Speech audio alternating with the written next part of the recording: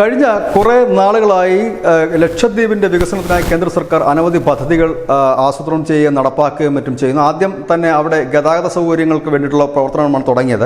ഇതിനൊപ്പം തന്നെ സൈനികപരമായ ചില തന്ത്രപ്രധാനപരമായ നീക്കങ്ങളും ലക്ഷദ്വീപിൽ നടന്നു വരികയായിരുന്നു. നമുക്കറിയാം, ലക്ഷദ്വീപിലെ സേവ് ലക്ഷദ്വീപ് ഫോറം എന്ന് പറഞ്ഞൊരു ഫോറം രൂപീകരിച്ച് സമരവും മറ്റും നടന്നതിൻ്റെ പ്രധാന കാരണം എന്ന് പറഞ്ഞാൽ ലക്ഷദ്വീപിൽ ഉൾപ്പെടുന്ന ആൾപ്പാർപ്പില്ലാത്ത ദ്വീപുകൾ കേന്ദ്രീകരിച്ചുകൊണ്ട് മയക്കുമരുന്ന് കടത്തും ആയുധക്കടത്തും ഒപ്പം തന്നെ ഭീകരവാദികൾക്ക് ട്രെയിനിങ്ങും മറ്റും നൽകി വന്നിരുന്നു. അത് ഈ മോദി സർക്കാരിൻ്റെ ഒന്നാം മോദി സർക്കാരിൻ്റെയും രണ്ടാം മോദി സർക്കാരിൻ്റെയും കാലത്ത് അത് പൂർണ്ണമായി തന്നെ ഇല്ലാതാക്കിക്കൊണ്ട് ലക്ഷദ്വീപിൽ സമഗ്രമായൊരു വികസനം കൊണ്ടുവന്നു. ഇപ്പോൾ പുതിയതായി പുറത്തു വരുന്ന വാർത്ത, ലക്ഷദ്വീപിൽ 2 വലിയ വ്യോമ താവളങ്ങൾ, സൈനിക താവളങ്ങളുടെ പണിക്ക് കേന്ദ്ര സർക്കാർ നിർദ്ദേശം നൽകിയിരിക്കുന്നു. അതിൻ്റെ പണികൾ തുടങ്ങിയതായിട്ടാണ് വിവരം വരുന്നത്.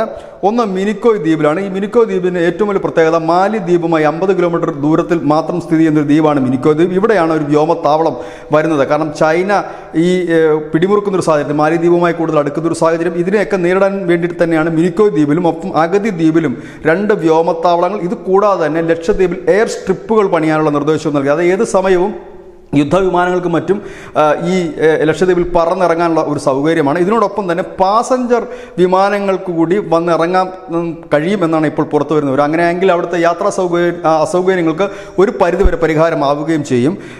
ഇവിടെ എടുത്തു പറയേണ്ട ഒരു കാര്യം, ഇപ്പോൾ നിലവിൽ ഈ വ്യോമത്താവളത്തിൽ എല്ലാവിധ ഡ്രോണുകളും യുദ്ധ സംവിധാനങ്ങളും വിന്യസിക്കുമെന്ന് കൂടിയാണ് അറിയാൻ കഴിയുന്നത്. ഏതായാലും ഇതിനെതിരെ ഒരു പ്രതിഷേധമുണ്ടാകാനുള്ള സാധ്യതകൾ തള്ളിക്കളയാനും കഴിയില്ല. കാരണം സേവ് ലക്ഷദ്വീപ് ഫോറം എന്ന് പറഞ്ഞുകൊണ്ട് ഇത്തരത്തിൽ ഒരു പ്രതിഷേധം, കാരണം ഇത്തരത്തിൽ വ്യോമത്താവളവും സൈനിക സാന്നിധ്യവും ഒക്കെ ഉണ്ടായിക്കഴിഞ്ഞു കഴിഞ്ഞാൽ അവിടെ ഈ വിധ്വംസക പ്രവർത്തനങ്ങൾക്കും മറ്റും കുടിയേറിയവർക്ക് അതൊരു വലിയ ബുദ്ധിമുട്ടായി മാറും. ഒരുപക്ഷെ അവർ ചെറിയ സമരങ്ങളും മറ്റുമൊക്കെ കുത്തിപ്പോക്കാനുള്ള സാധ്യതകളും കേന്ദ്രം കാണുന്നു. News desk news India Malayalam.